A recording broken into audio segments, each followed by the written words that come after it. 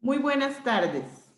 Un cordial saludo a las personas que nos acompañan en esta actividad inaugural de la Cátedra Constitución, Sufragio y Fortalecimiento Institucional. Para las organizaciones e instituciones que participamos en este esfuerzo, es un gusto y un orgullo contar con su presencia esta noche. La actividad del día de hoy está dividida en dos partes. Primero tendremos la presentación oficial de la cátedra a cargo del señor Carlos Campos Rojas, coordinador del Movimiento de Ciudadanía que Construye Territorios Seguros. Y en la segunda parte tendremos la charla de fondo a cargo del señor Hugo Picado León, director del Instituto de Formación y Estudios en Democracia, IFED, y magistrado suplente del Tribunal Supremo de Elecciones. La charla se titula La responsabilidad ciudadana frente a la democracia del Bicentenario. Luego de esta segunda parte, tendremos un periodo para las preguntas que tengan ustedes a bien hacernos llegar vía el chat, tanto del Zoom que tenemos como del Facebook Live que estamos transmitiendo. Sin más, quiero presentar al señor Carlos Campos Rojas, quien es sociólogo graduado de la Universidad de Costa Rica y coordinador del Movimiento de Ciudadanía que Construye Territorios Seguros y gran impulsor de esta cátedra. Don Carlos, le cedo la palabra. Gracias por acompañarnos. Muy buenas noches. Primero que nada, muy agradecido de la asistencia a este proceso histórico, ¿verdad? Porque es un proceso histórico en este país, la inauguración de esta cátedra, no porque sea la primera, ni mucho menos, pero sí es una cátedra que nace de un esfuerzo de la ciudadanía combinado con el esfuerzo de una institucionalidad responsable y que entiende el papel importante de darnos la mano entre ciudadanía e institucionalidad para establecer un proceso nuevo, un proceso diferente, que es, nosotros lo vinculamos a los procesos de alfabetización ciudadana. ¿Y por qué alfabetización ciudadana? Bueno, porque las personas, como personas ciudadanas que somos, tenemos que aprender en qué consiste ser una persona ciudadana. No es simplemente declararme porque tengo una cédula que me dice que soy mayor de edad y que ya tengo ciudadanía. No, la ciudadanía implica responsabilidad. La ciudadanía implica deber. La ciudadanía implica un conjunto de derechos, pero sobre todo de deberes. La Constitución política nos cobija y nos da a nosotros una gran cantidad de condiciones para poder otorgarnos esta tarea tan importante que es construir un país, ser parte de una nación. En este sentido, uno de los esfuerzos importantes que tenemos que reconocer es que esta ciudadanía que se organiza en el movimiento de ciudadanía que construye territorios seguros, viene planteando una de las tareas que está también establecida en la Constitución política, que es organizar los procesos de rendición de cuentas. Esos procesos significan ni más ni menos que la responsabilidad de la persona ciudadana de saber cómo convocar a las personas funcionarias de la función pública para que emitan criterios sobre los temas que esa ciudadanía necesita conocer y saber. Y para eso esa ciudadanía tiene que prepararse. Para eso esa ciudadanía tiene que saber de qué se trata las tareas institucionales. Una de las grandes tareas institucionales es saber muy bien el papel que desempeñan las personas que nos representan en los distintos puestos, en las municipalidades, en los gobiernos locales o en el gobierno central, ¿verdad? En este caso, sea en la presidencia de la República o sea en la Asamblea Legislativa. Otra de las cosas importantes que está en la Constitución política es que el artículo 9, la Constitución política establece de manera contundente una responsabilidad para la persona ciudadana, que es fundamentalmente la tarea de, junto con los otros tres poderes, como primer poder de la República, que es el soberano, la persona ciudadana, ejercer el gobierno con esos otros poderes. Y para eso hay que prepararnos, para eso hay que saber, para eso es esta cátedra.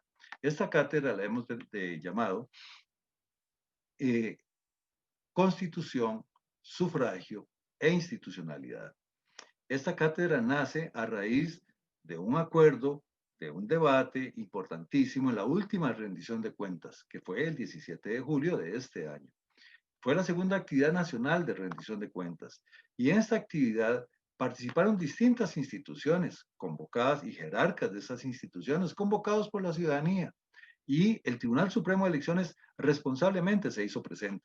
Y en este debate, en el grupo número 1, que se llamaba Constitución, Sufragio y Fortalecimiento Institucional, establecimos este acuerdo. Esta cátedra no nace simplemente por una decisión arbitraria, es un esfuerzo de que ha llevado mucho pensamiento, una responsabilidad y un debate muy grande entre las distintas personas que participamos en la tarea, pero sobre todo las instituciones que se han hecho presentes. Y entonces es importante señalar cuáles son esas instituciones. Bueno, en primer lugar está el Tribunal Supremo de Elecciones, a través del IFED, ¿verdad? El IFED es el Instituto de Formación y Estudios en Democracia.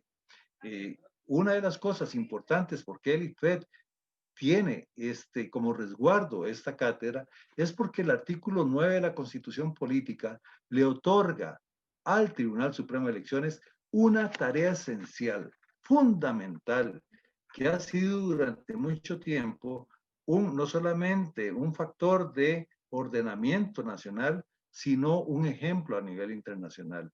Y esta tarea que se le encarga al Tribunal Supremo de Elecciones es custodiar todo lo relativo al sufragio. Y aquí vamos a entender y vamos a aprender que el sufragio no son los votos, que el sufragio no es la democracia, sino que todas son cosas independientes, pero que forman parte de la construcción de una república. Entonces, además del IFED, está participando de manera muy activa el Departamento de Participación Ciudadana de la Asamblea Legislativa. Participa también las universidades públicas. Y aquí participa entonces el Instituto de Formación y Capacitación Municipal y Desarrollo Local de la Universidad Estatal a Distancia. Participa también la Escuela de Sociología de la Universidad Nacional y la sede del Pacífico de la Universidad de Costa Rica. Participa también la Comisión Nacional para el Mejoramiento de la Administración de la Justicia, la CONAMAC, del Poder Judicial. Participa también el IDIARIO, se incorporan recientemente ahora porque instituciones que ven en esto una oportunidad para llevar capacidad a las personas ciudadanas en términos de cómo intervenir y cómo interactuar, y entonces se incorporan recientemente y estamos muy felices. El IDIARIO Costa Rica Bicentenario, Diálogo Nacional de la Universidad Nacional, y también el Tribunal de Honor y Ética del Colegio de Periodistas. Nos acompaña también, que ha venido desde hace mucho rato acompañándonos y que nos apoyaron enormemente en la formulación de esos procesos metodológicos para organizar la rendición de cuentas, la Defensoría de los Habitantes, a través del Instituto de Educación en Derechos Humanos. Y desde luego, pues aquí no podemos ser mezquinos y dejar de reconocer el apoyo que nos da el diario digital Surcos, apoyándonos con todo este esfuerzo de transmisión, y que también pues es muy importante porque todos tenemos que darnos la mano. Entonces, este esfuerzo, esta tarea que llevamos adelante, tiene como resultado demostrar que la ciudadanía tiene capacidad de propuesta y que una ciudadanía responsable no tiene que estar quejándose, no tiene que estar pidiendo, no tiene que estar lamentándose.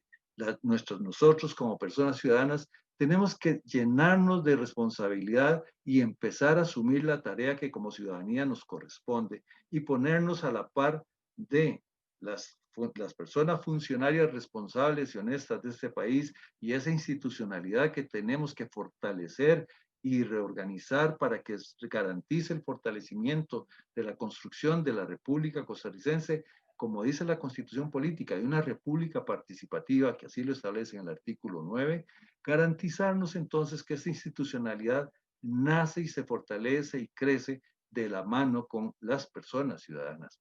Para eso arrancamos hoy y para eso los hemos convocado, para que nos encontremos y demostremos que la paz de este país se construye de la mano del diálogo, se construye de la mano de la propuesta, se construye de la mano de la humildad para reconocer cuándo nos equivocamos y cuándo tenemos que corregir. Y para eso estamos en este proceso, todas estas instituciones y esta ciudadanía. Invitamos a todos a que nos acompañen porque no será esta la primera y única actividad, sino que habrán más actividades a partir del año entrante, ya de manera ordenada todos los meses. Y entonces vamos a ir aprendiendo de cada institución y de cada organismo que participa en este proceso y que nos acompaña, diversas partes y diversas tareas que tenemos como ciudadanía y cómo tenemos entonces que levantar este país y demostrar que somos realmente un ejemplo para el mundo y que somos un ejemplo para nuestros hijos y cómo de verdad vamos a tomar la responsabilidad histórica que nos dieron los que hicieron esta patria para poder garantizar que esta patria exista como siempre la hemos querido. Así que bienvenidos a todas y a todos a esta actividad y a disfrutar porque vamos a aprender mucho entre todos. No es esta una actividad magistral y aburrida. Van a ver ustedes la calidad y la profundidad de las experiencias que van a ver en todo este proceso, porque la idea aquí es demostrar que tenemos las posibilidades de crecer y desarrollar esa fortaleza ciudadana que nos ha caracterizado siempre. Muy buenas noches y gracias a todos por estar con nosotros. Muchas gracias, don Carlos. Efectivamente, como usted dice, este es un esfuerzo interinstitucional, ¿verdad? Que estamos haciendo y que esta, si bien es la primera actividad para la gente que nos está viendo y escuchando, es la primera de un cronograma muy amplio y muy ambicioso que tenemos para todo el 2021, ¿verdad? Y que esperaríamos que nos acompañen todos y todas a lo largo de este proceso de la cátedra.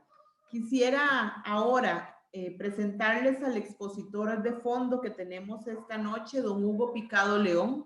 Él es abogado y politólogo, es doctor en ciencias políticas y máster en estudios latinoamericanos por la Universidad de Salamanca, España. Es licenciado en Derecho por la Universidad de Costa Rica, director general del Instituto de Formación y Estudios en Democracia, magistrado suplente del Tribunal Supremo de Elecciones y profesor universitario. Les dejo con don Hugo Picado. Gracias, Mariela. Muy buenas tardes, ya casi noches. Quiero agradecer en primer término a don Carlos Campos, a don Héctor Ferlini y a todas las amigas y amigos del Movimiento de Ciudadanos que construye territorios seguros, porque son quienes han propiciado el espacio para que nazca este sueño, este proyecto de alfabetización ciudadana que hoy nace, que hoy arranca formalmente, cuál es la Cátedra Constitución, Sufragio y Fortalecimiento Institucional. Quiero saludar a todas las instituciones que participan en este esfuerzo, a las organizaciones, a Surcos también, y bueno, que ya los citó don Carlos. Mientras trato de compartir aquí pantalla para guiarnos con la exposición que traigo, les voy a comentar que en realidad esta exposición lo que pretende es hacer un abordaje general, un abordaje inicial del concepto de democracia y de responsabilidad ciudadana. Al ser un abordaje general y necesariamente es un abordaje básico, necesitamos abrir esta cátedra con un lenguaje común, ¿verdad? Y dado que es un proceso de, como se ha denominado, de alfabetización ciudadana, tenemos que repasar ciertos conceptos. Y un concepto que es básico es el concepto de ciudadanía, un concepto esencial para toda democracia. Segundo concepto, democracia, ciudadanía. Y tercer concepto, responsabilidad de la ciudadanía respecto a la democracia. Como ya veremos en esta exposición, no son conceptos pacíficos, son conceptos complejos, son conceptos sujetos a debate y por eso comienzo haciendo la aclaración de que este es un abordaje general y básico que no obstante, dado que estamos iniciando una cátedra que tiene una proyección importante a futuro, se irá profundizando, se irá desarrollando con los aportes de los diferentes expositores, expositoras e instituciones que participan de este esfuerzo en común. La exposición que voy a desarrollar en los próximos minutos, no más de 35 minutos, toca 4 temas. Primero, definir la democracia. ¿Por qué es problemático? ¿Por qué es difícil definir la democracia? Vamos a ver que en efecto tiene su problema definir democracia. Segundo, el concepto de construir democracia. Esto es muy importante. La democracia es algo que se construye, es algo que está en desarrollo. Es algo así, diría yo, como explorar el espacio. Lo primero que logramos ver sin necesidad de instrumentos son los astros, el sol, la luna, las estrellas. Y ya el hombre logró poner su pie en la luna, pero nos falta muchísimo para terminar de conocer la Vía Láctea y mucho más allá. Bueno, más o menos ese es un problema similar al que nos enfrentamos con la vida en democracia. La democracia se construye cotidianamente y requiere, en tercer lugar, una disposición general de la ciudadanía para vivir en democracia. Cuando una ciudadanía no está dispuesta a vivir en democracia o está predispuesta a tolerar la vida en regímenes autoritarios, pues esto hace muy problemático la vida en democracia. Y concluiremos hablando sobre o exponiendo algunas ideas sobre por qué es importante que en democracia la ciudadanía no solamente sea potente, tenga derechos, sino que también asuma la responsabilidad que le toca, porque sin ciudadanía activa, sin ciudadanía participativa, sin ciudadanía que viva la democracia, pues no hay régimen, no hay sistema democrático posible. Entremos de lleno al primer tema.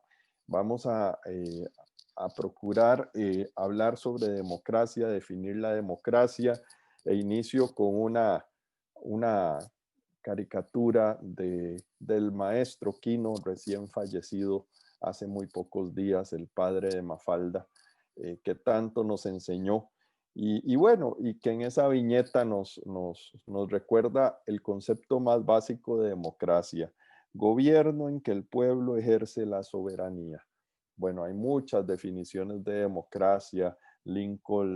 Abraham Lincoln, en su famoso discurso de Gettysburg, definió la democracia como el gobierno del pueblo, por el pueblo y para el pueblo. Pero si seguimos trabajando, profundizando, vamos a encontrar muchas definiciones de democracia. Cada uno de nosotros, cada una de las personas que estamos en este momento conectados en esta red virtual, podemos construir y tenemos percepciones de lo que es y de lo que debería ser la democracia. Entonces, necesitamos ponernos de acuerdo sobre de qué hablamos cuando hablamos de democracia y entender que se trata de un concepto complejo. La democracia tiene múltiples definiciones. ¿Cuántas? Prácticamente incontables definiciones. Cada persona, cada ciudadano puede definir la democracia desde su perspectiva. Y en ese sentido, el maestro italiano, profesor Giovanni Sartori, decía que la democracia tiene apellidos. Conforme vaya avanzando esta cátedra, en las siguientes sesiones vamos a ir hablando más de apellidos de la democracia participativa, la democracia inclusiva, la democracia representativa. Utilizamos el concepto de democracia con sus apellidos. Pero bueno, lo primero, tratemos de ir aclarando de qué estamos hablando cuando hablamos de democracia. Bueno,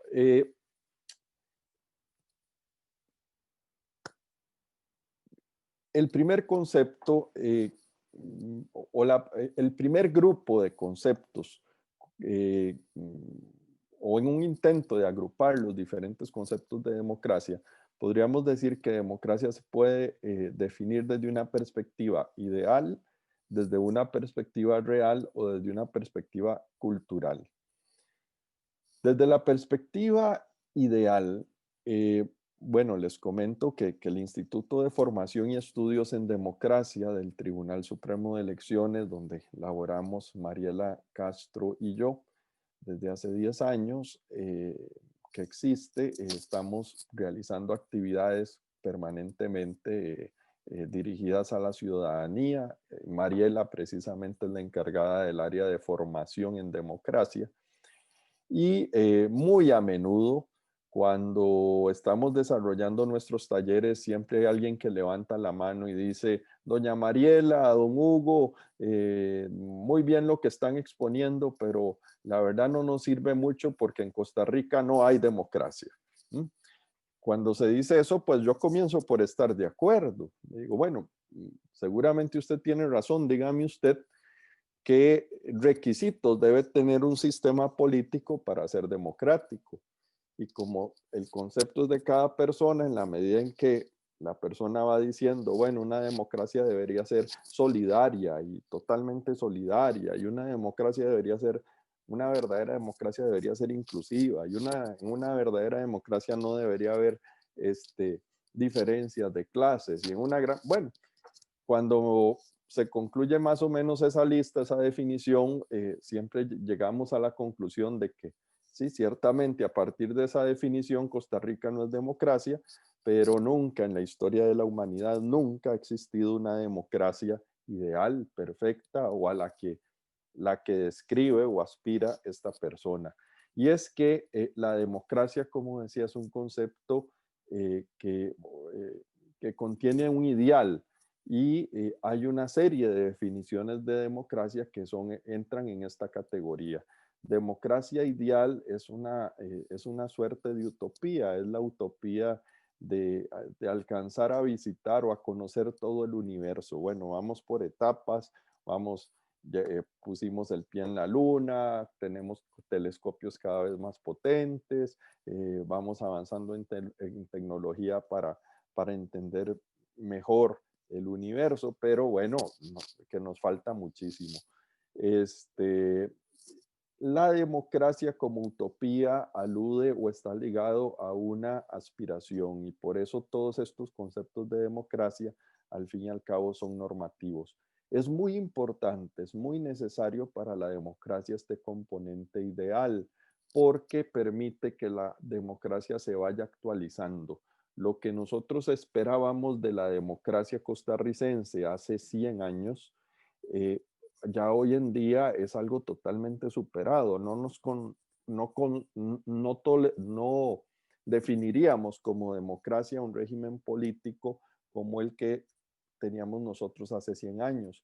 50 años después, lo que esperábamos de la democracia era más ambicioso, iba más allá. En la actualidad, somos más exigentes con nuestra democracia que a mediados del siglo pasado. Y dentro de 50 años, para 2070, seguramente habrá nuevas exigencias a el sistema democrático que hoy no nos planteamos. Y eso es porque el concepto, buena parte de los conceptos de democracia tienen ese componente ideal, y que es un componente crítico. Eso también es un elemento muy importante en democracia. La democracia es un concepto autocrítico.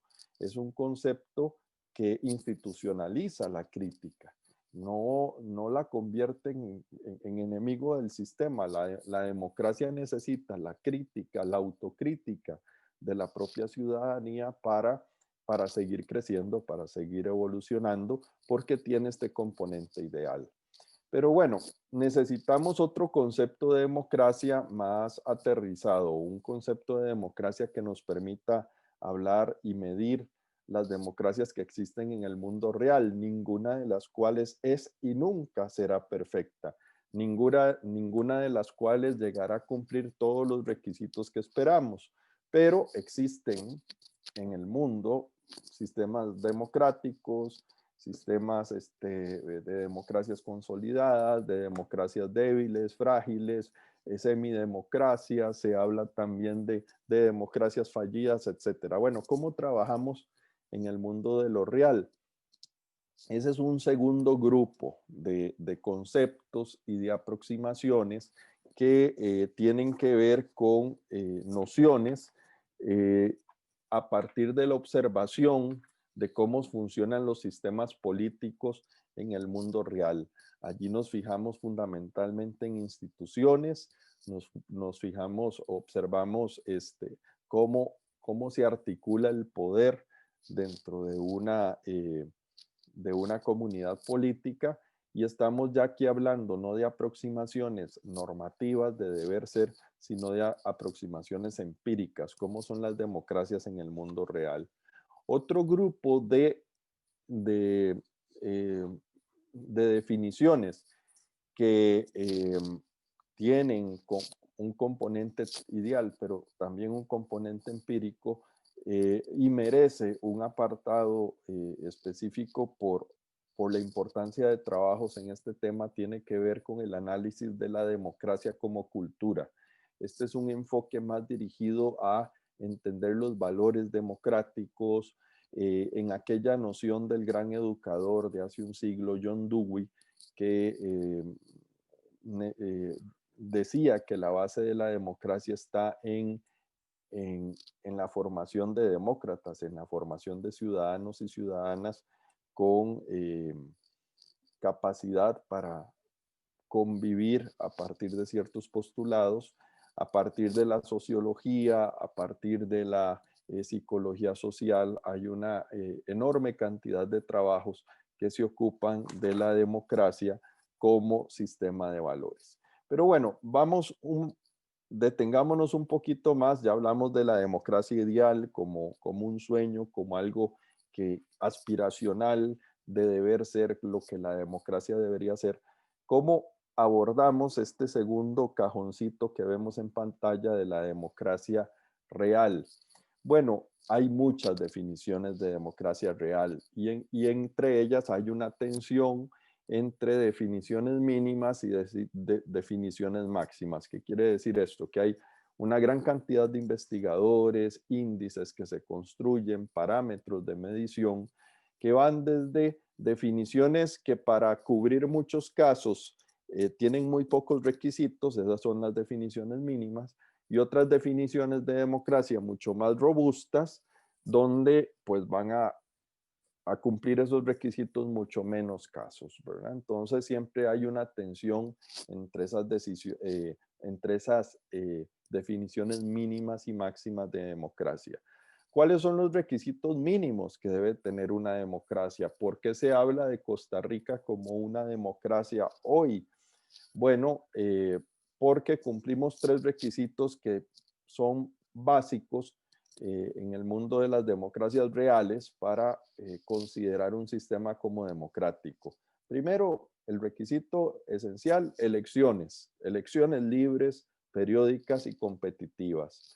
Hoy en día no puede entenderse que haya democracia sin elecciones. Es cierto que las elecciones no son suficientes para que haya democracia. Hay países donde hay elecciones, sin embargo, son sistemas muy pobres en cuanto a participación democrática o las elecciones son manipuladas, etcétera. Pero si bien no es suficiente que haya elecciones para que exista democracia, no existe democracia sin elecciones. Ese es un primer requisito. Segundo requisito, que exista control entre los poderes del Estado, división de poderes, separación de funciones, como también se llama en la teoría constitucional, o como lo llamaría el profesor Robert Dahl, poliarquía, es decir, un sistema donde el poder del Estado tenga controles, donde el poder legislativo, el poder judicial, el poder ejecutivo se controlen el uno al otro, donde haya instancias como defensorías de los habitantes, ombudsman, procuradurías de derechos humanos, que ejerzan control sobre las actuaciones del Estado, de manera que el poder político sea controlado en instancias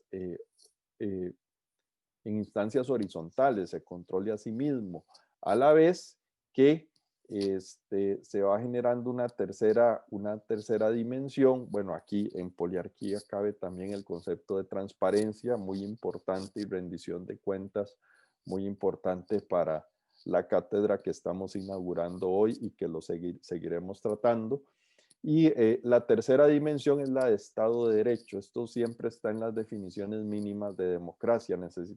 La democracia requiere elecciones libres, división de poderes y, en tercer lugar, Estado de Derecho. Es decir, que haya una serie de derechos fundamentales de la ciudadanía, derechos humanos, derechos consagrados constitucionalmente, amparados en tratados internacionales, y que a la vez de que de esos derechos, o al lado de esos derechos, existan las garantías que hacen valer esos derechos. Decía el gran profesor austriaco Hans Kelsen que los derechos valen lo que valen sus garantías. Esto quiere decir que de poco nos sirve tener derechos si no hay procedimientos judiciales que nos permitan hacer efectivos esos derechos. Por eso es muy importante en un Estado de Derecho moderno que existan instituciones como institutos como el recurso de amparo, el habeas corpus, la acción de inconstitucionalidad, poderes judiciales, un poder judicial eficiente, justicia pronta y cumplida.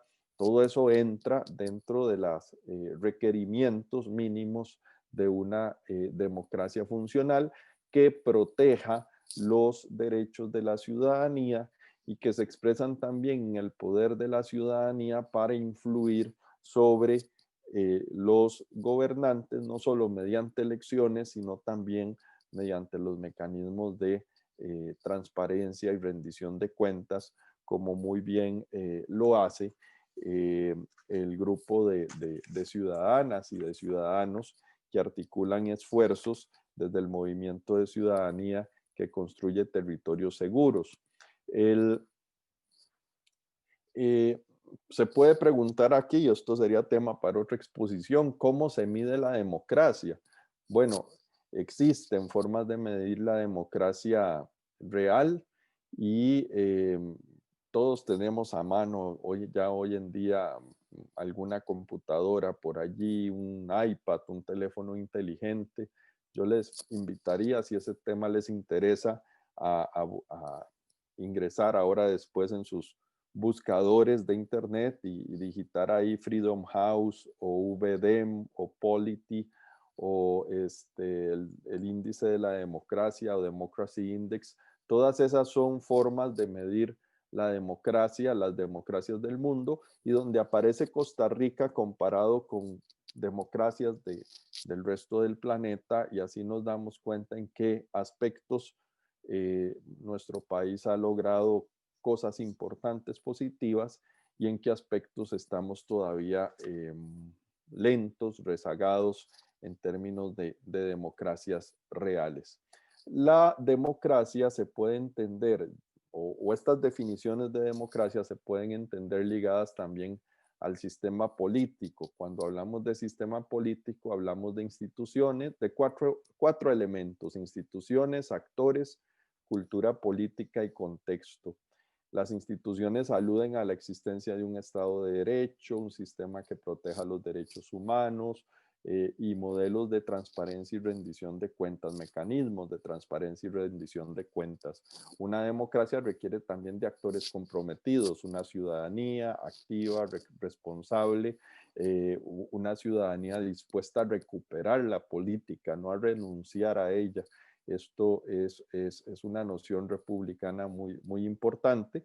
El tercer elemento del sistema político es la cultura, la práctica deliberativa, la recuperación de espacios públicos, la práctica del diálogo tan fundamental para una democracia. Realmente el diálogo es todo el sistema cardiovascular de una democracia. Una democracia funciona bien si hay diálogo, si hay capacidad de encuentro, si hay capacidad de interacción en medio de la pluralidad. Y cuando los canales de diálogo son pobres, el sistema democrático se empieza a deteriorar aceleradamente. Y hay contexto, las democracias viven en contextos, esto también es importante. ¿Cuál es el marco institucionalidad de las democracias? ¿Cuáles son los retos con los cuales nos conectamos? El profesor costarricense y gran poeta del siglo pasado, don Isaac Felipe Azofeifa, escribió un lindísimo ensayo que se llamaba y que se intituló La isla que somos, la isla que somos. Y hablaba don Isaac Felipe de el defecto de los costarricenses de pensar o el equívoco de los costarricenses al pensar que vivimos en una isla, que estamos aislados de todos los demás. Esa mentalidad de enmontañamiento, como la llamaba también el filósofo Constantino Láscaris, que nos hace pensar que vivimos desconectados de un mundo. La verdad es que no, estamos totalmente conectados a nuestra región y a nuestro contexto.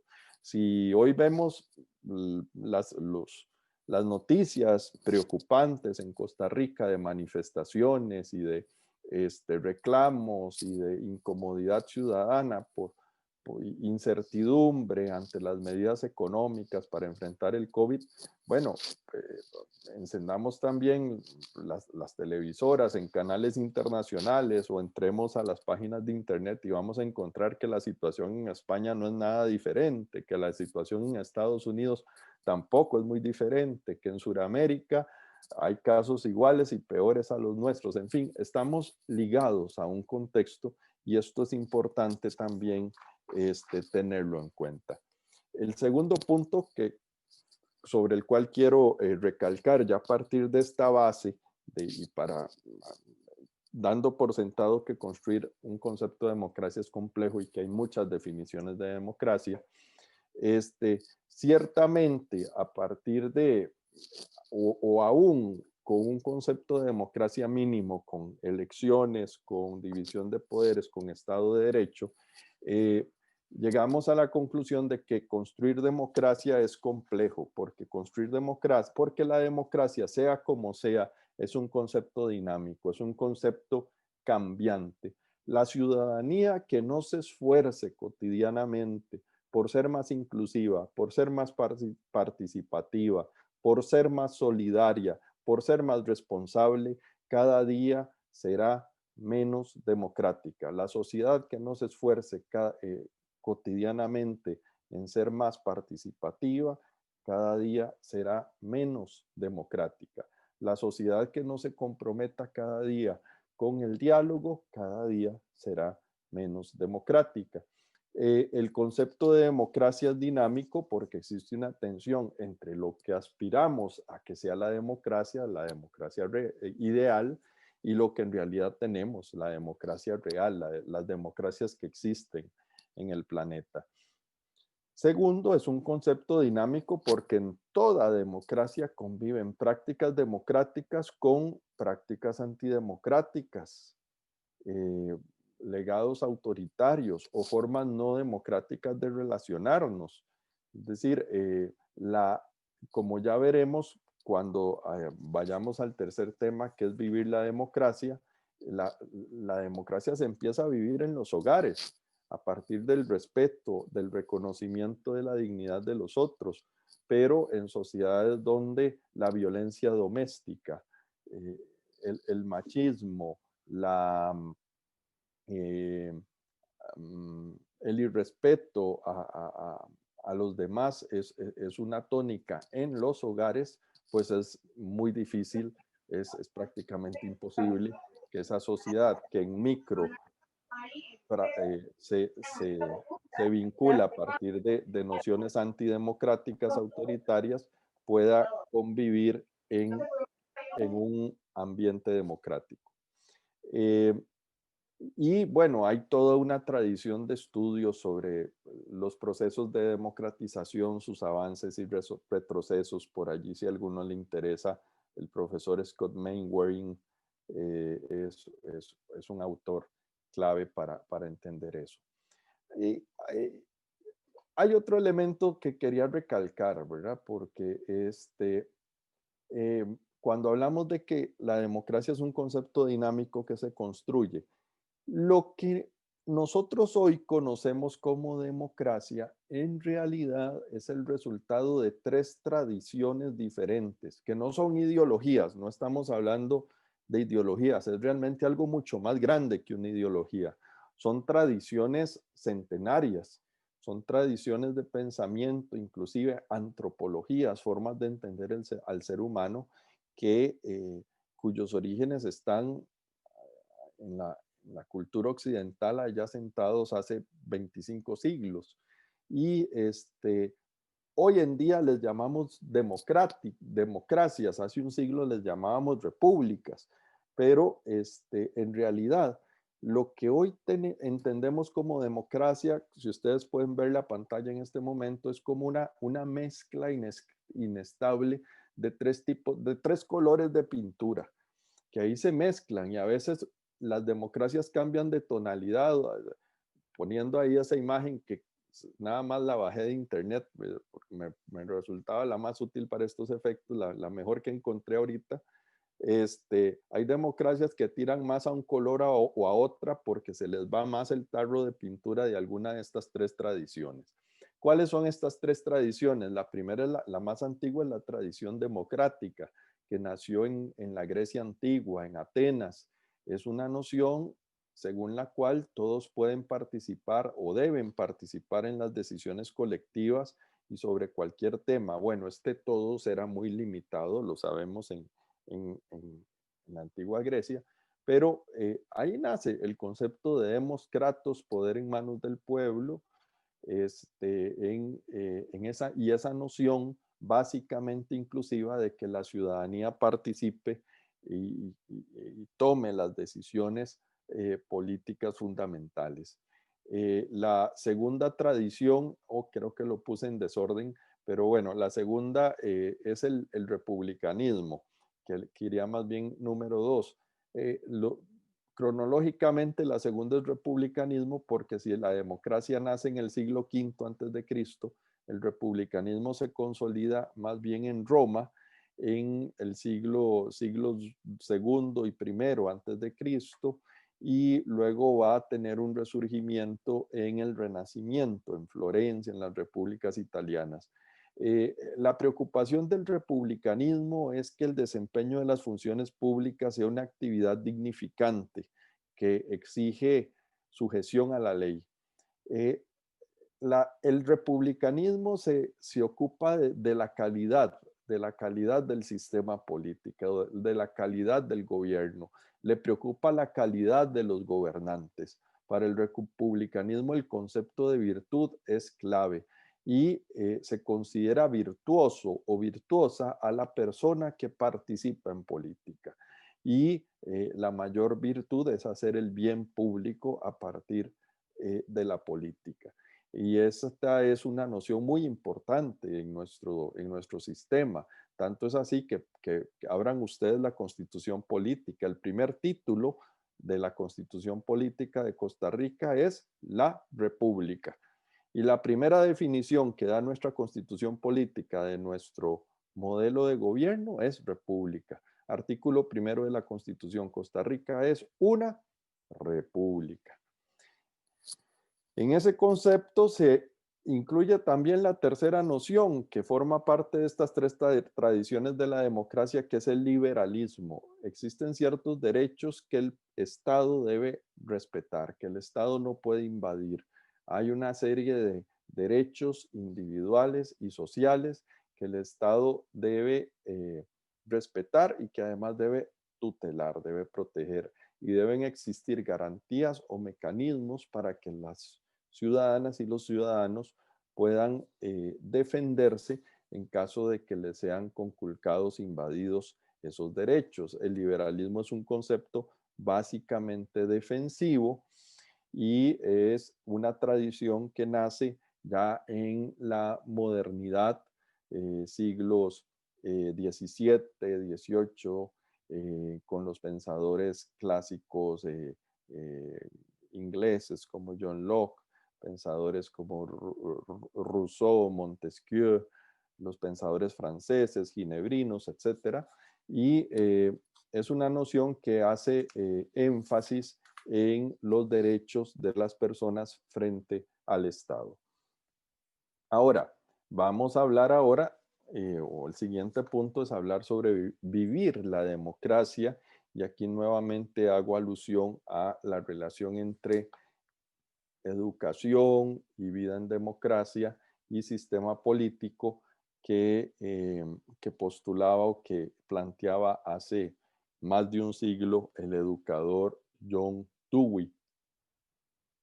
El profesor Giovanni Sartori, a quien cito nuevamente, italiano, decía que la mejor forma de definir a la democracia es por oposición, a partir de las no democracias. Queremos entender qué es una democracia, fijémonos en el mundo, en las no democracias. 3.500 millones de personas en el planeta viven en regímenes no democráticos, donde no hay elecciones competitivas, donde no hay Estado de Derecho o donde no hay división de poderes. Bueno, ¿cuáles son los rasgos de estos sistemas? A partir de Sartori, del profesor Guillermo Donnell, del profesor Javier Royce y otros teóricos de la democracia, podríamos entender que la democracia reposa en valores y que lo característico de una democracia es la modestia. La democracia como sistema es modesto porque la democracia sabe que no va a alcanzar la perfección, número uno. Sabe que siempre hay un elemento ideal que va evolucionando y que es dinámico.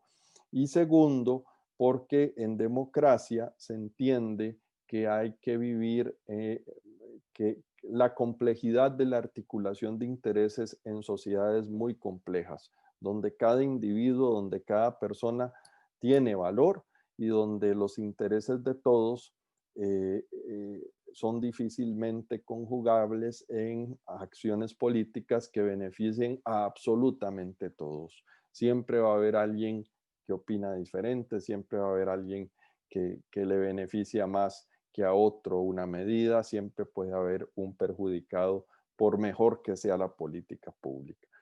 Entonces, la democracia es modesta, mientras que las no democracias son soberbias y acuden a un lenguaje omnipotente. En una no democracia hay un partido político hegemónico, hay un dictador, hay un gobernante autoritario, un presidente autoritario, como sea, pero que es dueño de una verdad absoluta.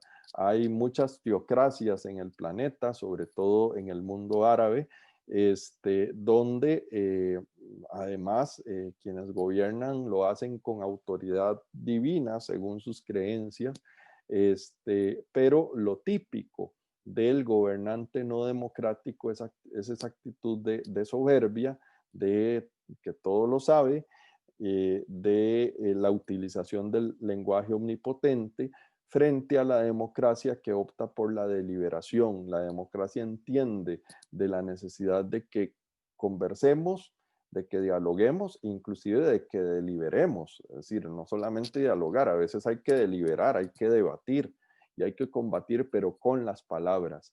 En democracia no hay enemigos, hay adversarios políticos. Y la dinámica en democracia permite muchas veces que el que fue un adversario político en un momento sea el mayor aliado en otro momento. En una no democracia, el lenguaje omnipotente no permite eso, divide todo entre buenos y malos y es una lucha a muerte. La inmunidad del poder es otra característica de la no democracia. Las no democracias tienen gobernantes que no responden, que no rinden cuentas, que están por encima de la ley, por encima del bien y el mal, y que gobiernan bajo regímenes opacos, oscuros. mientras que en la democracia la característica es el control y la transparencia. El gobierno no puede ser inmune. El profesor Eduardo García de Enterría, un jurista español, escribió el siglo pasado, a finales del siglo pasado, un ensayo muy hermoso que se llama La lucha contra las inmunidades del poder. Y en ese ensayo, él explica cómo en realidad el derecho administrativo, el derecho público surge de esa intencionalidad democrática de que el gobernante, de que el Estado no sea inmune, de que el Estado sea controlado por la ciudadanía, sea autocontrolado mediante la separación de funciones y sea controlado por la ley. Y para esto el control debe ser acompañado por la transparencia y nunca por la opacidad. Hay tres elementos que se entienden como bases éticas de la democracia y que quisiera citar ya muy rápidamente porque estoy llegando al tiempo límite. El primero es la pluralidad. Todos somos iguales, pero todos somos distintos. La democracia reconoce la dignidad del ser humano, su vocación a vivir juntos, somos seres gregarios, pero esto nos coloca en una situación compleja porque ninguno de los más de 5 millones de habitantes de Costa Rica es exactamente idéntico al otro. Todos tenemos intereses diferentes, todos tenemos puntos de vista que en algo se distingue de nuestro hermano, de nuestro padre, de nuestro hermano gemelo, de nuestra alma gemela. Siempre tendremos alguna diferencia. Entonces, articular esa enorme cantidad de intereses en decisiones que políticamente beneficien por igual a absolutamente todos es llana y simplemente imposible. Por eso, vivir en pluralidad es un desafío, es algo complejo, pero la vida en comunidad es la base ética esencial de la democracia, tal y como lo sostuvo la gran pensadora Hannah Arendt en el siglo pasado. Segundo, es modesto el sistema, la democracia como tal es modesta. En democracia no existe un principio absoluto. Las personas pueden tener sus valores absolutos, sus creencias religiosas, pero el sistema político democrático entiende que no hay verdades absolutas en democracia, que no hay soluciones absolutamente buenas para absolutamente todos los casos. Es decir, las soluciones en la vida política siempre están en el ámbito de lo que sea, de lo mejor posible, nunca de lo perfecto. Y la solidaridad es un tercer concepto que se ancla en los orígenes mismos del liberalismo con aquel famoso lema de los ilustrados franceses: libertad, igualdad y fraternidad. Este concepto de fraternidad, solidaridad, que tiene raíces, por supuesto, cristianas, mucho anteriores, nos lleva o nos conduce al concepto de tolerancia y al necesario enriquecimiento del espacio público. Y concluyo con los desafíos que se nos plantea para la vida en democracia y la importancia de la responsabilidad de los ciudadanos en la construcción de democracias. Vivimos en democracias imperfectas. Voy a hacer aquí una alusión muy rápida a defectos de las democracias latinoamericanas, que son también defectos en mayor o menor medida de la democracia costarricense, tomando como base al profesor Guillermo O'Donnell, politólogo argentino, pero también a otros autores. A nivel de institucionalidad, América Latina se caracteriza por la baja institucionalidad, por opacidad del poder. En cuanto a ciudadanía, ciudadanías de baja intensidad, apatía ciudadana y carencia de espacios públicos. En cuanto a cultura cívica, en la persistencia en América Latina de esquemas autoritarios, discursos antipolítica, antipartido y un contexto de desigualdad.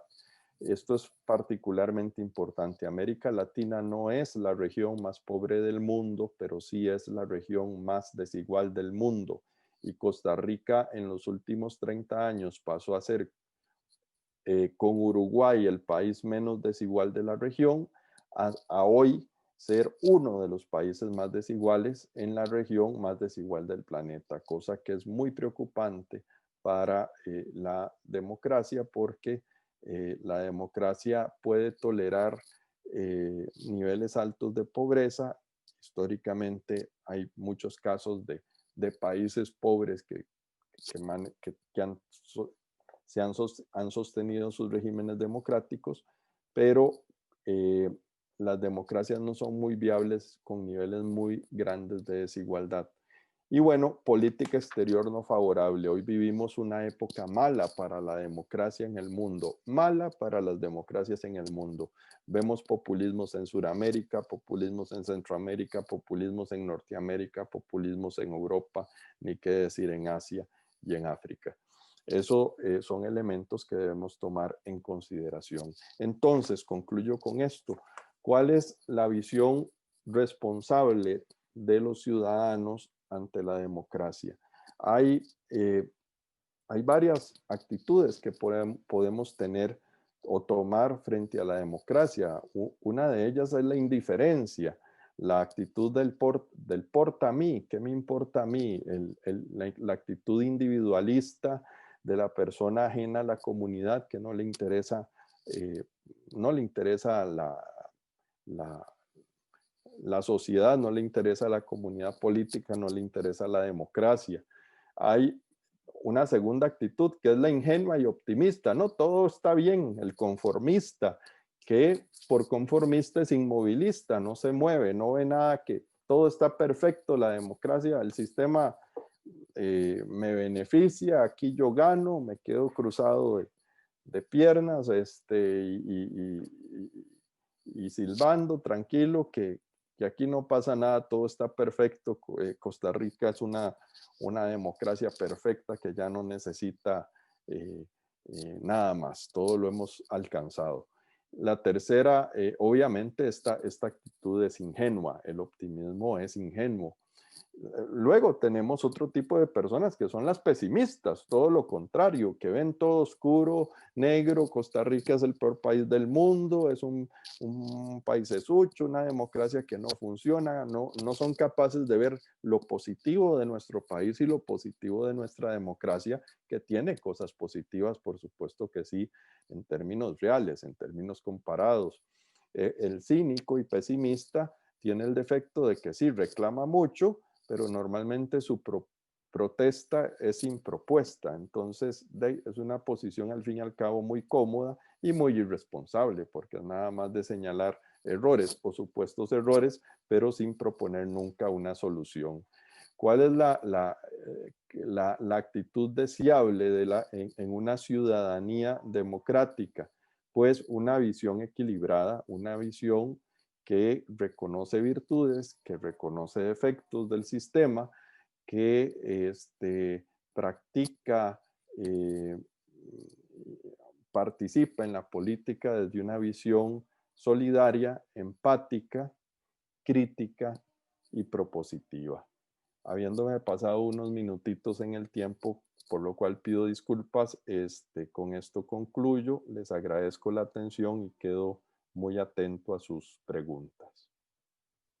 Muchísimas gracias, Hugo. Creo que la gente que nos está acompañando, ciudadanas y ciudadanos comprometidos, ¿verdad? Equilibrados y equilibradas, creo yo, de este país, concordarán conmigo en que no hay mejor momento para hablar de democracia y de nuestro rol ciudadano que hoy, ¿verdad? De cara a lo que estamos viviendo en nuestro país y como vos decís también en el mundo. Creo que estamos tan preocupados y preocupadas de ver lo que está pasando en nuestra Costa Rica que a veces se nos olvida leer un poquito o ver un poquito qué está pasando más allá de nuestras fronteras. No somos el único país que está enfrentando estos retos y creo que nunca ha habido un momento tan, a ver, en la historia de la humanidad en que tengamos tantos países que han alcanzado la democracia, pero también un momento tan frágil para la democracia, para las democracias como el que estamos enfrentando hoy en día y justamente por un tema de desigualdad. Costa Rica está en el número 9 en el mundo de los países con desigualdad, con mayor desigualdad, para que veamos la dimensión de esto. Y bueno, esto es un esfuerzo, esta cátedra es un esfuerzo para ver cómo desde la institucionalidad, desde funcionarios y funcionarias que tenemos muchos años de trabajar esto y ciudadanía, aportamos un granito y dejamos de ser indiferentes, optimistas, pesimistas. Abro ahora el periodo de preguntas. Para eso voy a pasarle la palabra a nuestra compañera Vanessa Montalbán, que será la encargada de recibir y de enviarle a Hugo las preguntas que nos están llegando. Vanessa, te cedo la palabra. Muchas gracias. Muy buenas noches, Mariela y compañeros, don Hugo, mucho gusto. En realidad, bueno, hay muchos comentarios y en realidad así como preguntas ya formuladas todavía no hay. Pero sí creo que sería importante, como estamos en la inauguración de esta cátedra importante, pues recoger algunos de esos comentarios. Hay saludos de la población indígena Cabecar, una importante cátedra para construir un mejor país, un excelente ejercicio, dice Melissa Villalobos. Juan Carlos Chavarría, gracias por permitirnos colaborar en el proyecto. Saludos de un compañero de territorios, Jimmy, Ingrid Bermúdez, una cátedra de especial relevancia. Con la magia, el Poder Judicial se enorgullecen de aportar un granito de arena para fortalecer el Estado de Derecho y la democracia. Saludos para todos. Lo mejor en este esfuerzo institucional acompañado por gente buena y estudiosa que integran los movimientos ciudadanos de territorios seguros que están por todo el país, son como hormiguitas enseñando y organizando a la ciudadanía con conocimiento, solidaridad y mucho amor por sus semejantes. Estoy segura de que aprenderemos y nuestra cultura popular se incrementará y redundará en una mayor. Marta Núñez nos desea el mejor esfuerzo institucional, dice acompañada, perdón, ese ya lo leímos. Aquí hay un comentario que sí hay que ponerle atención también. No hay una garantía para el derecho a la rendición de cuentas, hay un gran vacío. Este podría ser un tema que se puede comentar. Saludos de Esther Barquero. Dani Guevara dice que esta cátedra es un ejemplo del principio de colaboración en un Estado abierto. La democracia es construcción constante. Marisela Morales, gracias por la invitación. Saludos. Melissa Villalobos, vivir, convivir o sobrevivir.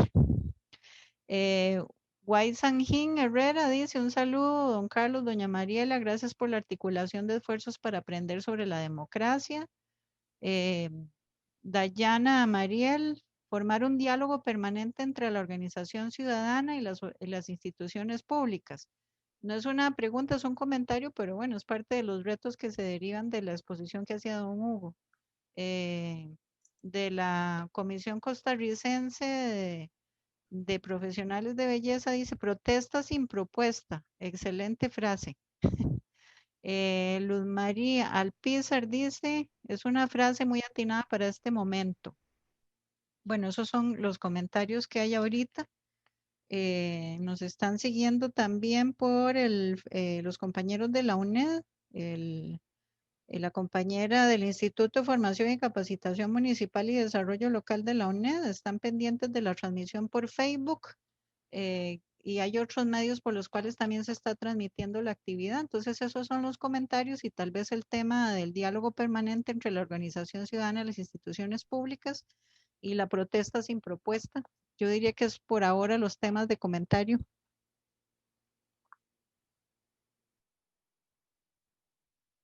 Okay. Creo, Vanessa, que entró también otra pregunta. No sé si la puedes ver ahí en el chat del...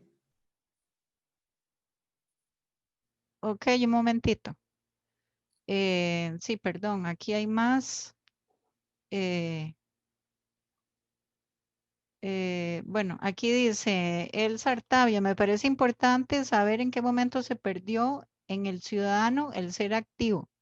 Los más adultos eran capaces de ser parte e incidir. ¿En qué momento hubo ese cambio en la sociedad? Luego, Carolina Rojas, la clase política se ha aprovechado de la inmensa desarticulación por parte de los ciudadanos. Esther Barquero manda saludos desde el cantón de Matina, provincia de Limón. Marisela Morales, tenemos que aprender a tener nuestra democracia inclusiva, porque en este momento nuestra democracia está en cuidados intensivos y tenemos que saber cómo recuperarla. Gracias a don Hugo, dice, por necesitamos más asesoramiento.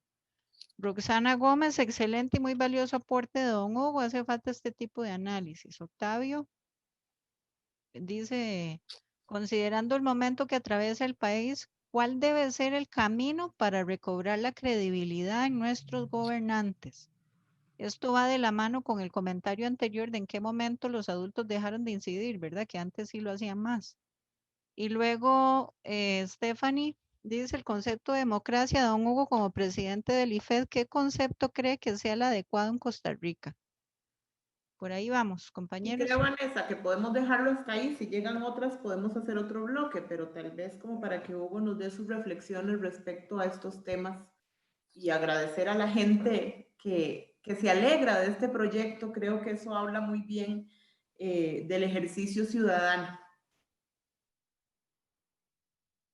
Sí, no, pues lo primero es agradecerle los comentarios y las preguntas. Lo segundo es plantear que la visión que impulsó en primera instancia don Carlos y que hemos acogido las diferentes instituciones eh, articulando este esfuerzo, va en la línea de ir trabajando en los futuros eventos muchos de estos temas. Por ejemplo, el comentario que hacía la persona sobre la rendición de cuentas, qué mecanismos hay, cuál es la relación entre transparencia, rendición de cuentas. Son temas que se van necesariamente a ir trabajando conforme avance esta cátedra y que son esenciales para las democracias. Existen en Costa Rica mecanismos de transparencia y de rendición de cuentas institucionales e informales también. ¿Son suficientes? Pues no. ¿Son todo lo eficientes que quisiéramos? Pues no. ¿Cómo podemos hacer más eficientes esos mecanismos? Pues hay que trabajarlo a partir de estos espacios de reflexión y de propuesta cívica. Doña Elsie Artavia hablaba de por qué se ha perdido ciudadanía activa. Bueno, los datos, vamos a ver, es una percepción, don Elsie, muy válida. Ahora, no tenemos datos categóricos que nos digan que hoy la ciudadanía es menos participativa o menos activa que antes, en términos generales. En algunos aspectos sí, ¿verdad? Uno podría decir, bueno, es que un indicador de la acción política es, por ejemplo, la participación en elecciones.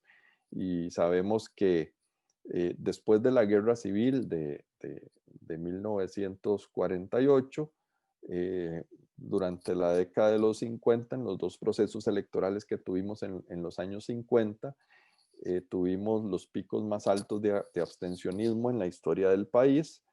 Después, desde la década de los 60 hasta la década de los 90, tuvimos niveles de abstencionismo muy bajos del 20%, con participación electoral del 80% del electorado, y que a partir de la elección de 1998 y acentuándose ya en el nuevo milenio, en todas las elecciones que se han llevado a cabo a partir de 2002, el abstencionismo aumentó y se ha mantenido entre el 30 y el 35%. Bueno, eso es un indicador Pero la participación política no es lo mismo que la participación electoral. Hay otras formas de participación política. Y se van abriendo oportunidades de participación política nuevas. Por ejemplo, hoy en día, una forma de participación política cotidiana que a veces aturde un poco, pero es un mecanismo que hoy existe y que hace 10 años no existía, son las redes sociales. Por medio de redes sociales la gente opina, la gente critica, la gente alaba, la gente defiende, la gente delibera, la gente discute. También se hacen virales noticias falsas, fake news, también se hacen virales esfuerzos de fact-checking, de desmontar las fake news, en fin, es una forma de participación activa muy dinámica. Hace un tiempo Mariela Castro, que ha moderado esta actividad, estuvo muy al tanto e involucrada en una investigación sobre la participación de los jóvenes en política, donde participó, si mal no recuerdo, la Universidad de Costa Rica. Y una de las conclusiones fue muy interesante, y es que los jóvenes hoy en día no es que no participen en política, o no es que participen menos que antes, es que participan de maneras diferentes.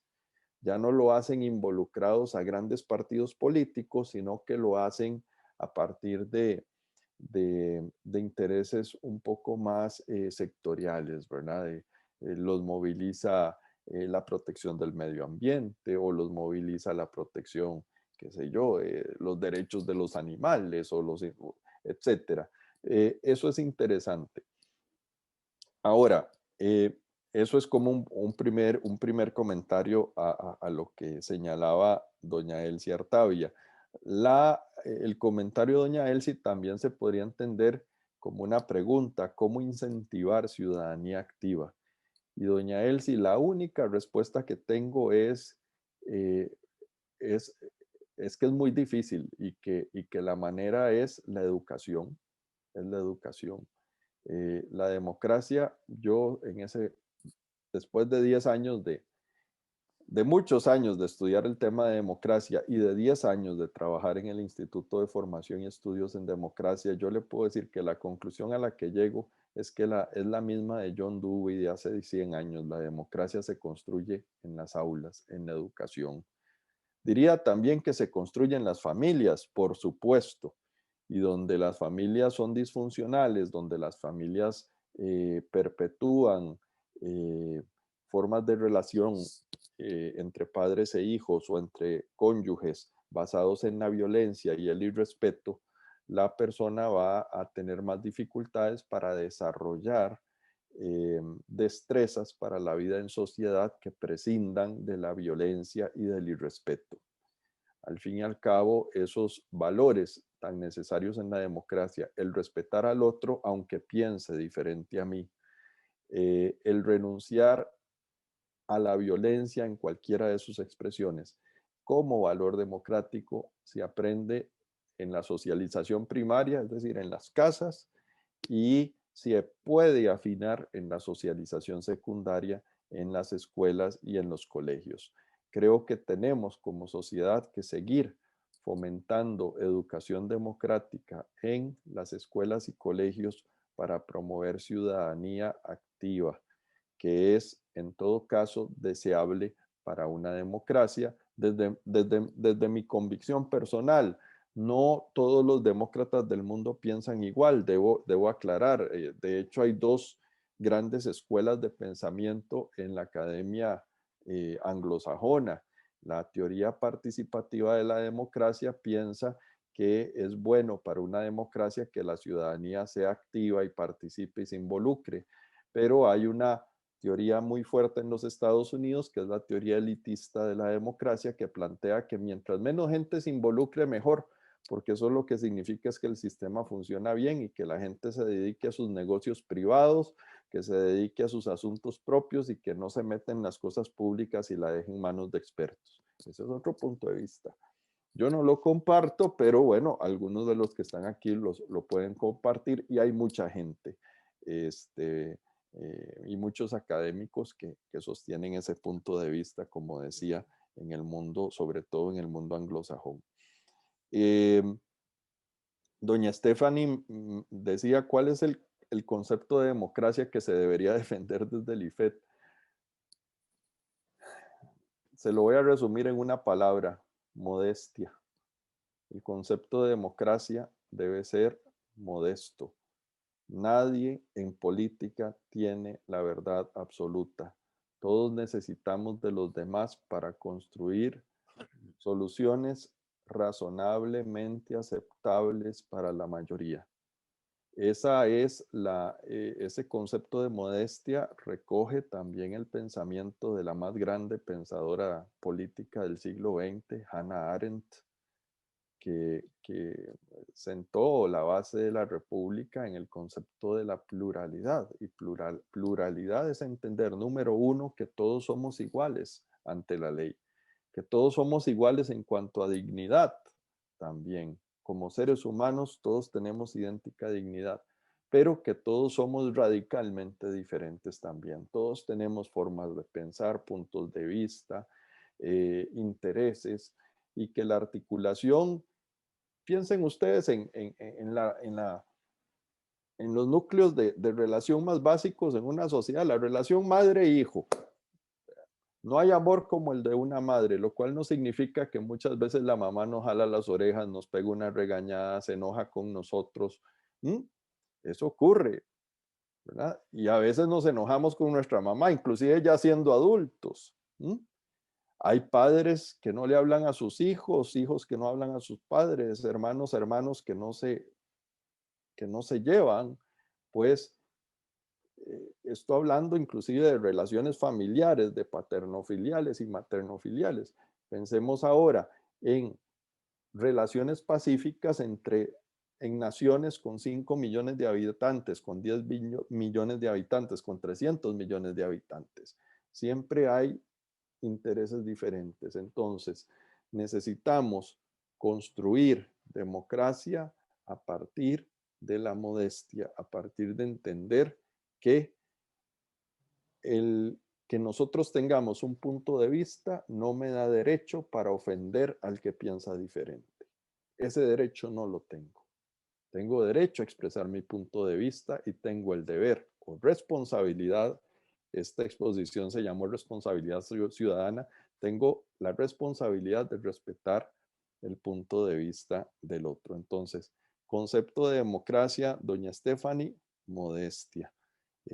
Creo que es básico, no dejarnos llevar por las actitudes autoritarias del que cree que tiene la verdad absoluta, que se cree dueño de una verdad absoluta porque se basa en la ideología de fulano o de mengano, o se basa en el populismo de Perencejo, o asume la política como si se tratara de una fe o de una religión. No, la política es algo realmente muy complejo porque se basa en la pluralidad y necesitamos convivir como costarricenses a partir de nuestras diferencias. ¿Cómo recobrar la credibilidad? Era otra pregunta o comentario por ahí planteado. Recobrar la credibilidad de los políticos. Bueno, es muy difícil, pero creo que lo primero que hay que hacer es que combatamos el discurso antipolítica, antipartido. Esa falacia, que es una frase falsa, que se repite tantas veces, de que los políticos son corruptos y que parte de eso es falso, eso es una noción radicalmente falsa y contiene varias falsedades. Número uno, no todos los políticos son corruptos. Claro que hay políticos corruptos, pero por supuesto que hay muchísimos políticos que no son corruptos. Y número dos, la noción falsa de que los que no son políticos no son corruptos. Eso es también totalmente falso. Es decir, uno de los profesores y de los investigadores que más han trabajado este tema, y creo yo que con una lucidez impresionante, es un profesor vasco, apellido Inerarity, que se ha preocupado por estudiar los movimientos sociales de los indignados en España y los movimientos de Brexit en Inglaterra, los movimientos recientes lo que fue la primavera árabe, etc. Y Nerarity combate esa noción de políticos corruptos contra ciudadanía sacrosanta, ingenua y víctima. No, dice Nerarity, lo que en realidad tenemos son políticos francamente mejorables que gobiernan sobre sociedades francamente mejorables. Mucha de la corrupción que hay en el sector público nace de empresarios privados que llegan a comprar conciencia y favores ante el funcionario público.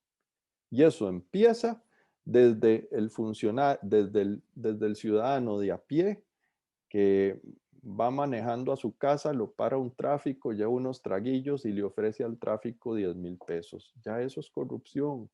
Ya ahí nace la, la debilidad del sistema como un todo. Entonces, ¿cómo recobrar la credibilidad? Involucrándonos en la institucionalidad democrática. En la política debería estar desde una noción republicana. Recuerden que hablé de las tres, lo que nosotros llamamos democracia es producto de tres tradiciones. Recuerdan, democrática, liberal y republicana. La noción republicana se ocupa de la virtud y necesitamos personas virtuosas, necesitamos que esa palabra no pase de moda, necesitamos que la mística siga estando presente en la gente que ingresa en política y que sin entrar en política entra también a la función pública. En cualquier institución necesitamos que la gente buena se siga apropiando también del espacio público. Entonces, yo creo que esa es la única manera de ir recobrando credibilidad. Bueno, no la única, por supuesto, esto está ligado ya a medidas institucionales que se deben seguir tomando en términos de transparencia y de rendición de cuentas, etcétera. Y por ahí vi también en el chat una pregunta o un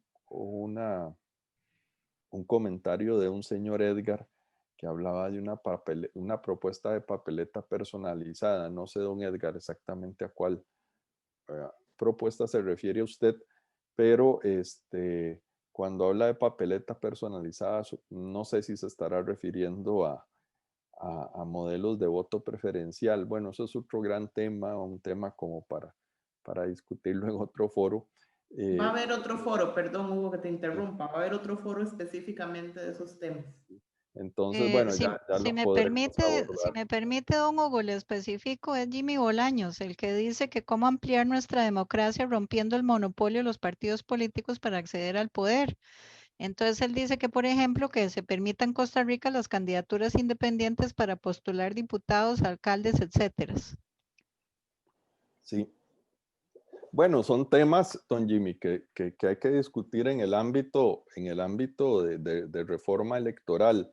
Yo sí creo con la profesora Flavia Freidenberg, que es una de las grandes mentes de las mujeres más brillantes, diría yo, del continente. Flavia dice que hoy en día es totalmente inadmisible hacer reformas electorales sin antes estudiar lo que ocurrió en otros países cuando aplicaron esas reformas. Y tanto el voto independiente como el voto preferencial ya existe en América Latina desde la década de los 90 y puede tener algunos beneficios, pero también la práctica ha demostrado que genera muchos perjuicios también para la institucionalidad democrática. Tanto es así que todos los países, sin excepción, todos los países que en algún momento pasaron a tener voto preferencial o papeleta personalizada, hoy en día han ido marcha atrás tratando de revertir eso. ¿Por qué? Porque debilita el control y la rendición de cuentas. Vivimos en sociedades muy desiguales, con cacicazgos regionales, y cuando usted elimina a los partidos políticos del mapa, lo que logra es que de cualquier gamonal, y esto ocurre mucho en nuestras regiones golpeadas por el narcotráfico, cualquier narcotraficante financia a un gamonal y le compra su voluntad para montarle su campaña que gane las elecciones y esa persona no le responde a nadie. No hay un respaldo. Y esto es paradójico. Pedimos que el político tenga experiencia, que tenga trayectoria, que haya hecho algo en la vida por la comunidad, pero estamos dispuestos a admitir que cualquier persona sin ninguna trayectoria se postule y llegue al cargo público sin ninguna experiencia. Son temas complejos, por supuesto que lo son y que puede abrirse un amplio debate. Lo que sí digo es que no todo lo que brilla es oro. Hay que tener cuidado con estas propuestas de candidaturas independientes y de voto preferencial. Pueden tener algunas ventajas, pero está clarísimo que tienen muchísimas desventajas. Yo lo digo también porque hace 20 años yo estaba a favor del voto preferencial y las candidaturas independientes, pero sería profundamente deshonesto si no digo que hoy me opongo a ellas. ¿Por qué? Porque he visto lo que ocurre en los países que aplicaron esos modelos. ¿Qué ocurre? Que las campañas se hacen mucho más caras, que en los partidos políticos se genera canibalismo político, que luego ya no hay ninguna posibilidad de disciplina partidaria, se dificulta muchísimo llegar a acuerdos, y en cuarto lugar, y lo más grave, que es un portillo enorme para que ingresen a la política dineros de fuentes indeseables, es decir, del narcotráfico. Entonces, pues, son temas que hay que discutir, pero son temas sobre los que hay que estudiar bastante antes de atreverse a dar un dictamen definitivo, y existe ya hoy en día suficiente material sobre qué ha pasado en América Latina en los países que han optado por esos modelos. Bueno, creo que nos habíamos comprometido a que el tiempo de la cátedra fuera uno, ¿verdad? Hay varias preguntas en la bandeja que yo personalmente me comprometo a verlas con Hugo, ¿verdad? La ventaja es que trabajamos juntos, entonces me comprometo a verlas con Hugo para poder contestárselas, porque acá para eso nos queda el chat. Todo lo que hoy se ha hablado y se ha preguntado va a estar en una sistematización que vamos a hacer de cada una de las actividades y dando respuesta a cada una de esas preguntas. Agradecerles de verdad la participación. Hay una última pregunta que dice que qué hace. Trabajamos muy de la mano. Claro, pues no vuelvo a decir eso nunca. ¿Verdad? Para poder fortalecer estos temas tanto dentro de la currícula permanente del Ministerio de Educación. Ay, creo que hay un micrófono ahí abierto. Si quiere me acompaña. Tanto de cómo se llama, del Ministerio de Educación, como de esfuerzos específicos que se hacen con las instituciones. El trabajo, estos 10 años, lo único que ha hecho es incrementarse, pero bueno, para eso es también conformar esta cátedra para la alfabetización ciudadana, ¿verdad? Que es fundamental.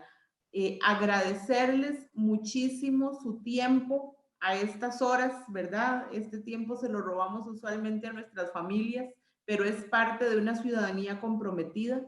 Agradecerle a don Carlos, ¿verdad? Que tenemos que reconocerle, aunque él dice que fue una iniciativa en la rendición, en la gala de rendición de cuentas, don Carlos, sería muy mezquino no reconocer su trayectoria y su lucha porque la ciudadanía trabaje de la mano con la institucionalidad, y eso se lo queremos reconocer a través mío, todas las personas que conformamos parte de las instituciones de la cátedra. De verdad, don Carlos, muchas gracias.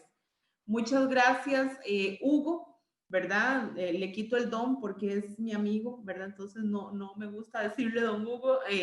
Gracias por este primer abrebocas, porque esa era la idea de esta cátedra, de esta primera actividad de la cátedra, porque vendrán ahora 12, 14 actividades más a lo largo de lo que queda del año y el año entrante. Tenemos una propuesta y un cronograma muy interesante, y de verdad todas las personas que nos acompañaron hoy, tanto en el Zoom como en el Facebook Live, esperamos de verdad verles de nuevo, porque esto solo se va a ir poniendo mejor. ¿verdad? Donde va a haber participación de cada una de las instancias que conformamos la cátedra. Muchísimas gracias a todos y todas y que tengan una noche llena de paz y mucha salud en sus familias, que es lo único que podemos desear en estas épocas.